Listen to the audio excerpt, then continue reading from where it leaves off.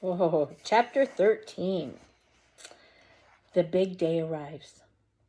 The sun was shining brightly on the morning of the big day, but the ground was still white with snow, and the air was very cold. Outside the gates of the Wonka factory, enormous crowds of people had gathered to watch the five lucky ticket holders going in. The excitement was tremendous. It was just before 10 o'clock. The crowds were pushing and shouting, and policemen with arms linked were trying to hold them back from the gates. Right beside the gates, in a small group that was carefully shielded from the crowds by the police, stood five famous children, together with the grown-ups who had come with them. The tall, bony, old figure of Grandpa Joe could be seen standing quietly among them, and beside him, holding tightly to his hand, was little Charlie Bucket himself. All the children, except Charlie, had both their mothers and their fathers with them, and it was a good thing they had. Otherwise, the whole party might have gotten out of hand.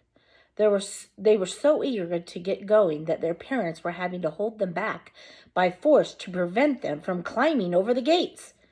"Be patient," cried the fathers.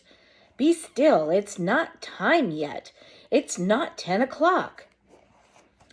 Behind him, Charlie Bucket could hear the shouts of the people in the crowd as they pushed and fought to get a glimpse of the famous children.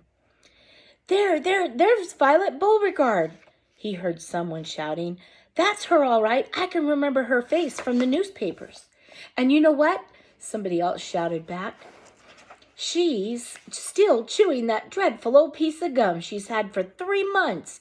You look at her jaws. They're still working on it." "Who's that big fat boy?" "That's Augustus Gloop." "So it is. Enormous, isn't he?" "Fantastic." "Who's the kid with the picture of the Lone Ranger stenciled on his windbreaker?" "That's Mike TV, the television fiend. He must be crazy. Look at all those crazy pistols he's got hanging all over him." "The one I want to see is Veruca Salt," shouted another voice in the crowd.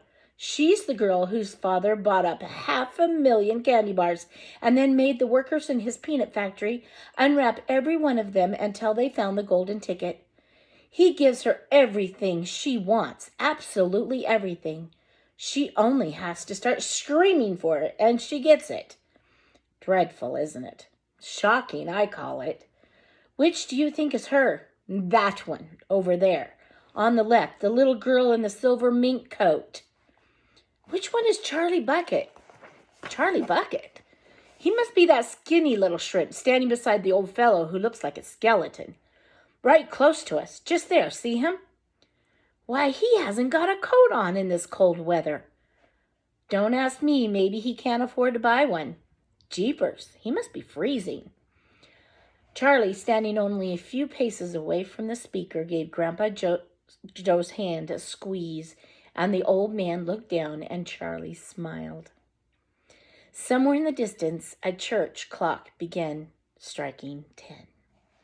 Very slowly, with a loud creaking of rusty hinges, the great iron gates of the factory began to swing open.